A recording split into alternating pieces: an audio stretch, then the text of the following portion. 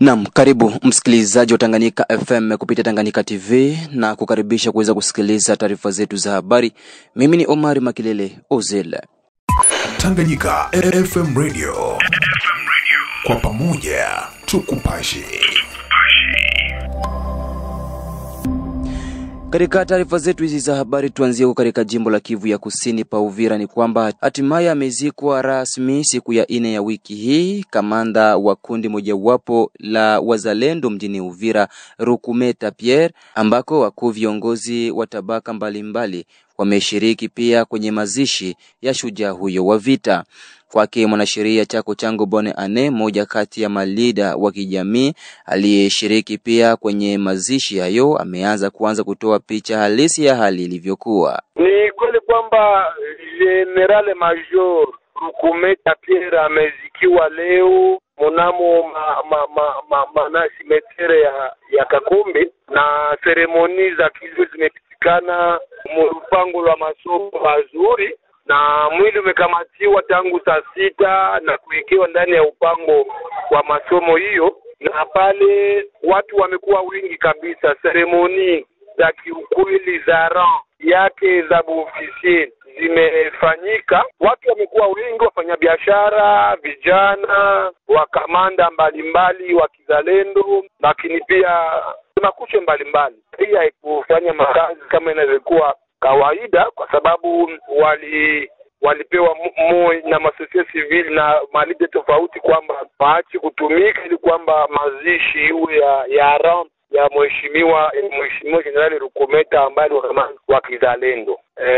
Masosiete civil zimekuwa, vijana walikuwa, wa autorite, president wa Assemblée provinciale amekuwa, mwami wa Bavira amekuwa, vice gouverneur Zakano alikuwa, Bwana Kapena Kifara amekuwa pale, FRDC imekuwa, Bureau D tumemuona TD mwenyewe pale, kwa na heshima furaha yake ya kazi ameifanya. Aliyesema kwa niaba ya wazalendo alikuwa Patriarche Amuri William ya Kutumba, ndio mwenyewe amesema neno pale kwa niaba ya wazalendo, na akatoa ngombe 5 kwa jamaa kwa niaba ya wazalendo. Wamesema hali ambayo amekufa ndani kwa kupigana vita kule na Geregere kwenye vita kupigana na maadui wa M23. Hiyo ndio hali mtangazaji ambayo tumeshinda ndani leo katika vile ya Uvira. Aiza, kuhusu kupenda kujua nini raia wa Uvira watabaki na kumbukumbu yake, mwanasheria Chako Chango Bone Ane amerejea mara tena. Kiukweli ni kwamba raia imeretenire mambo karibuni 10 kwa bwana marehemu Rukumeta Pierre. Sasa ni mtu mwenye amejitolea kwa ajili ya kulinda baba zake na mama zake. Amejitolea na kuishi porini. Ya pili ni mtu ambaye hakukuwa na matatizo kabisa na raia, sababu raia imempenda na kumshuhudia vizuri. Ya tatu ni kwamba nimeacha jamaa lake likiishi ndani ya vile ya Uvira, yeye akaenda kuishi ndani ya pori kwa kuchunga baba na mama. Ya 4 ni kwamba ni mtu mwenye amefia kwenye pambano la vita. Amefia kwa pambano la vita, ni sinya patriotism moja iko elevate. Ukiangalia kiukweli kabisa mtu afie kwenye pambano haiko jambo rahisi. Ya 5 ambayo tumesikia ni kwamba raia imejifunza kwake mtu mwenye kukua na masinyo manake alama mbalimbali la kubadilisha hali ya mwingine. Mtu mwenye amejiangalia kama mwingine uwe na sura nzuri. Na ya 6 mtangazaji ni kwamba kwa Rukumeta ni kwamba amekufa angali kijana mdogo sana. Kwa hiyo inabidi mtu ajitolee kwa kulinda mwingine angali kijana, hapana wakati ambapo ameisha. Wakati mtu amejitolea angali kijana jambo rahisi. Ya 7 ni kwamba ni mtu mwenye akikusikia collaboration na wafanyasiasa. Yeye amejitolea yeye mwenyewe, ingalao amejiweka kujitoa kwa mzee Mwakanaki, lakini kwenye alipoenda ametumika bila interference ya wafanyasiasa. Na ya 8 ni kwamba hakukuwa na hali ya ubaguzi. Leo ndio tumesikia kwamba alikuwa Muvira, japo hiyo ameongea sana Kifulero. Maki hali ya ubaguzi kwake haikukuwa. Na huko Butembo jimboni Kivu ya Kaskazini kwamba kutokana na takwimu ni watu 170 ndio wameuawa kutokana na ajali ya barabarani mjini Butembo kwa muda wa miezi 6 kwa mwaka 2025. Takwimu hii ilitolewa kwa vyombo vya habari vya mahali naye mkuu kiongozi wa kamisheni ya kitaifa ya ukingo wa barabara CNPR kanda ya Butembo Bwana Maliro Samuel.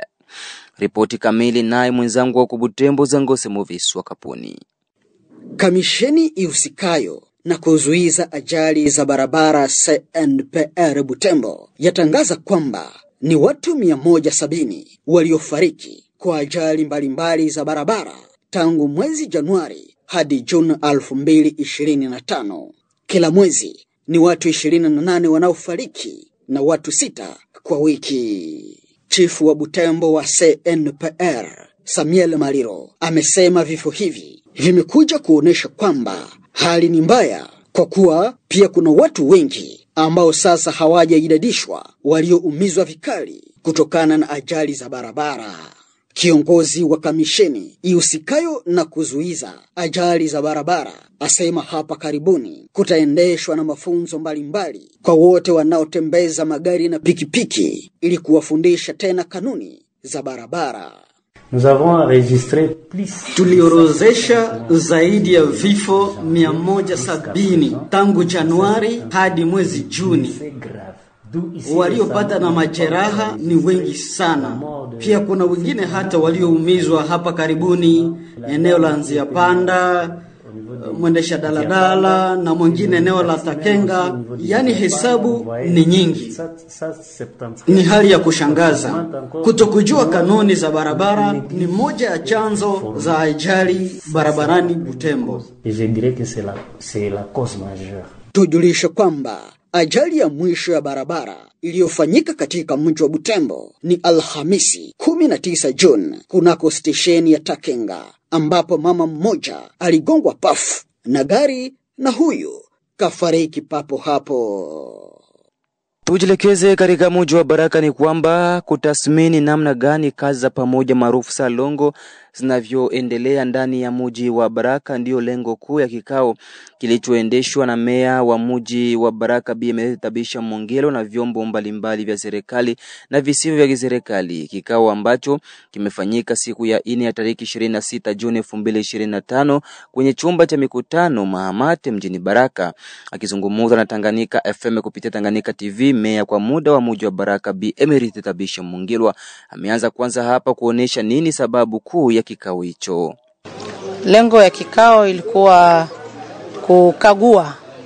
kukagua namna ambayo tunaendesha kazi mradi wa Salongo.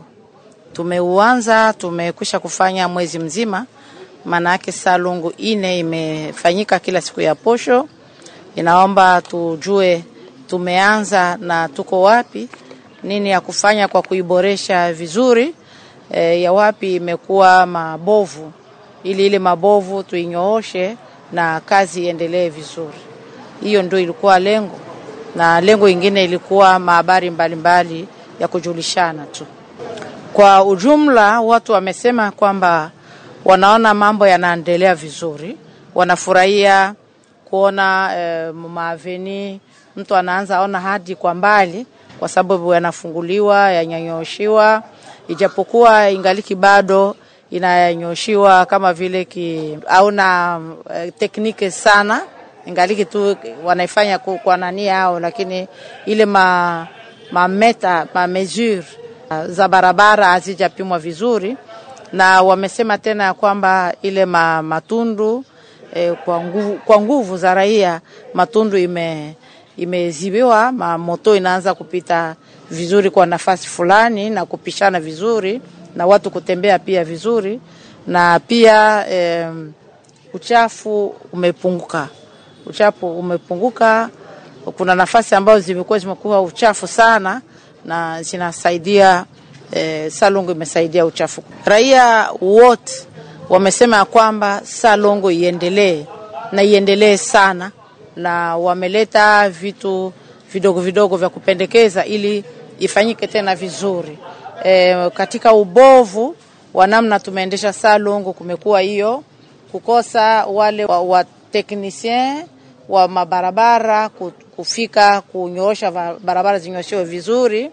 Wamesema pia ukosefu wa nafasi ambayo kutupia uchafu ambayo naomba utupwe. Wamesema pia katika mabovu ni kwamba watu wameanza kufungwa kiolela, na wengine kulipishiwa pesa, ijapokuwa hadi pale tumesema kama Salongo watu wote wanakwenda, lakini hatujaanza kipindi cha kusema tutatia mkazo kulipisha watu pesa na kufunga watu wale ambao hawafike kusalongo. Upande mwingine, Bi Emeriti Tabisha Mongelwa amesema kutokana na mipango waliochukua, kazi hizo za pamoja maarufu Salongo zitaanza kufanyika siku ya 5 na sio tena siku ya 6. Watu wameamua humu ya kwamba ni vizuri siku itiliwe tena vizuri, kwa sababu kazi iwe ambayo inasaidia jamii pia kuwa vizuri. Mfano, siku ya soko, siku ya posho ni siku ambayo ni ya soko kubwa ambayo inalisha jamii kwa kiwango kikubwa sana. Kwa hiyo kuna ubovu unaonekana mwingi sana kwa watu kuingia kwenye soko na kufanya salongo. Zile masaa ndo saa za soko kuanza, ni masaa za mboga mbichi inafika mpaka saa 4 wasiruhusiwe kuchuuza, haipendezi vizuri. Na kuna wenye makanisa ambao wamesema, mfano wale washika Sabato, imani yao inasema siku ya posho hawawezi kutumika kazi yoyote hii.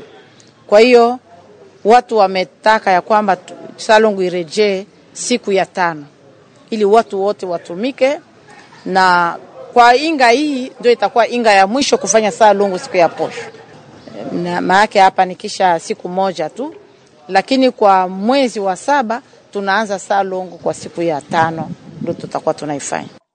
Tusalie tu katika mji wa Baraka ni kwamba shirika la CDGP kwa ufadhili wa MONUSCO limepana vifaa vya kazi ikiwemo pikipiki, simu na vinginevyo kwenye ofisi ya shirika ya ukingo wa kiraia ima Protection Civile kwa ajili ya kuwasaidia katika uwajibikaji wa kazi zao.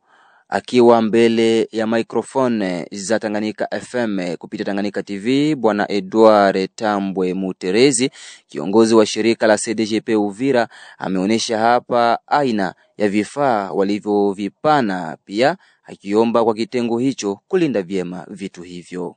Nimekuja hapa Baraka kufuatana na mradi tuliopata katika ile kundi la MONUSCO, wale walikuwa wanalinda amani katika Jamhuri ya Kongo. Kufanya huo mradi ya kuja kupana vifaa vya kazi kwenye ofisi ya Protection Civile ya Fizi Mairie de Baraka. Vifaa vya kazi mbalimbali, vifaa vya kutembelea kama vile pikipiki iko 4, tunafaa vifaa vya kuzungumzia simu 5, tunapana vile imprimante kusudi ofisi ya Protection Civile ifanye kazi mu condition nzuri. Ni hivi vifaa vinawasaidia sana kwa kazi itumike vizuri. MONUSCO alipoona manda yake inamalizika kwenye nchi yetu ya Kongo, alipenda kuachia faida kidogo kwa wakaaji wa Uvira na Fizi. Hii mradi ilifanyika katika territoire ya Uvira kwenye site ya Sangi. Walipata hivi vifaa ile bureau ya Protection Civile. Basi kwenye MONUSCO kulikuwa hii service ama kazi Protection Civile. Na ndio waliona muhimu, walianza kwanza kufunza watu, kisha ndio wanapatia vifaa vya kazi kusudi watumike vizuri. Kufanya miradi ni sikwepesi. Wengi wanafanya miradi lakini hawapate faida ya miradi. Taandika miradi au upate majibu. Sisi tumebahatika kama vile kamati ya haki na amani, mradi kwenye MONUSCO tunapata majibu. Tunaomba wale watakaotumikisha vifaa vile, Bureau ya Protection Civile hapa Baraka, wavilinde vizuri. Tusiye kesho akishekute na kuwa vifaa ya mtu binafsi. Vifaa ya Bureau ya Protection Civile ya territoire ya Fizi katika mairie ya Baraka. Wavilinde kama vile wazazi wazuri, bon père de famille. Na mwishowe Bwana Busemene Wilonja, kiongozi wa kitengo cha ukingo wa raia katika mji wa Baraka, ameshukuru vya kutosha kwa msaada huo aliyoupata. Tumsikilize vile. sisi ni shukrani kubwa sana, pamoja na kwamba c'est la première fois tunaona shirika zingine zinafanya wakati anapopewa kitu apeleke fasi fulani haifikishi, lakini CDJP vraiment c'est la première fois na kama wakongomani wote watakuwa katika ile nani itakuwa inajenga taifa letu. CDJP Uvira alichunga vifaa miaka karibuni 2-3 tangu MONUSCO atoke hapo, na akavitunza kama ilivyo na akavileta vyote bila hata tatizo. Tumeshukuru sana kwa ile kazi ya ile vifaa, ndio kazi muhimu tunatumikaka nazo, sababu kuna par exemple kudescendre sur terrain. Ile kazi tulikuwa tukifanya kienyeji tu, lakini tumepata ile msaada. Kwa nini tuipoteze tena wakati tulishaipata? Na ilikuwa ni kazi na malalamiko yetu wa kila siku, matelefone na vingine. Ilikuwa ni kazi ambapo tulikuwa tunaitafuta kila siku, lakini sasa hivi tunavipewa tutumike kazi kama kawaida. Wametupatia kitu ya lazima zaidi ambapo inaelekeza na inasimamisha kazi na gisi tungepashwa kuendelea kuifanya. Tumalizia na habari za Kinshasa ni kwamba Olusegun Obasanjo, rais wa zamani wa Nigeria na mmoja wa wapatanishi wa Jumuiya ya Afrika Mashariki EAC na Jumuiya ya Maendeleo ya Afrika Kusini SADC, amepokelewa Jumatano hii tarehe 25 Juni 2025 pa Kinshasa na rais wa Jamhuri ya Kidemokrasia ya Kongo Felix Antoine Tshisekedi. Kufahamu mengi zaidi, naye hapa mwenzangu Safari Masidilo ambaye aliweza kupekua magazeti mengi ya Kinshasa na kuandalia Tanganyika FM kupitia Tanganyika TV ripoti ifuatayo. Naam, mazungumzo yao yalilenga suluhisho kwa mzozo wa kisilaha ambao unatikisa mashariki mwa Jamhuri ya Kidemokrasia ya Kongo na ukanda wa maziwa makuu. Tunachunguza uwezekano wote juu ya hali kati ya Rwanda na DRC ili kusiwe tena mzozo zaidi wa kijeshi na vurugu. Majadiliano ambayo nilikuwa nayo na ndugu zangu wawili kutoka Rwanda na DRC yako kwenye njia sahihi, amesemayo Olusegun Obasanjo baada ya mazungumzo ya karibu masaa mawili na rais wa nchi ya Jamhuri ya Kidemokrasia ya Kongo Felix Antoine Tshisekedi. Kulingana na urais, bwana Obasanjo alisema kuwa hatua inayofuata ya ziara yake itakuwa Togo. Tunayempatanisha aliyeteuliwa na Jumuiya ya Afrika bwana Faure Nyasibe, rais wa baraza la mawaziri wa Togo. Nitaenda Lome kumripotia na kuona nini kifanyike kwa amani ya kudumu katika nchi hizo. Kwa kuongezea, rais wa zamani wa Nigeria anasema anatathmini mipango yote ya sasa ya amani, iwe ile ya Marekani au Qatar. Tunazingatia alisemayo. Mkutano huu unaingilia kati katika hali ambayo awali mpango wa kutafuta amani ulifanyika wa makanisa ya Kiprotestanti na Katoliki baada ya miezi mitatu ya mashauriano nchini na nje ya nchi. Wakuu wa kidini wa kanisa Katoliki na Protestanti walikutana na rais wa DRC ili kuwasilisha mapema matokeo ya kazi yao. Tangu usikilizaji wa mwisho mnamo Februari, ujumbe wa pamoja wa CNCOSC ulikuwa umeenda katika nchi kadhaa za Afrika, Ulaya na Marekani ili kutafuta njia na uwezo wa kupata suluhisho ya hali ya usalama inayoshamiri mashariki mwa Kongo, eneo ambalo linamilikiwa na vikosi vya Rwanda pamoja na vikundi vya AFC na M23. Kimataifa, timu za kiufundi za Jamhuri ya Kidemokrasia ya Kongo na Jumuiya ya Rwanda zilianzisha maandishi ya makubaliano ya amani mbele ya karibu makamu husika na masuala ya siasa wa Marekani Alison Hoka katika uandaaji wa saini toka kwa mawaziri kwa makubaliano ya amani iliyopangwa Ijumaa Juni 27, 2025 mbele ya karibu wa Marekani Marco Rubio. Katika mfumo wa uratibu unaoendelea kati ya juhudi za uwezeshaji wa Marekani na nchi ya Qatar, nchi hiyo ilishiriki katika majadiliano haya ili kuhakikisha ukamilifu na upatanishi wa mipango ya nchi hizo mbili zilizolenga mazungumzo na amani katika maeneo yaliyoathiriwa. Msikilizaji, na ni hapo ndipo natamatisha taarifa zetu za habari. Mimi ni Omari Makelele Ozil.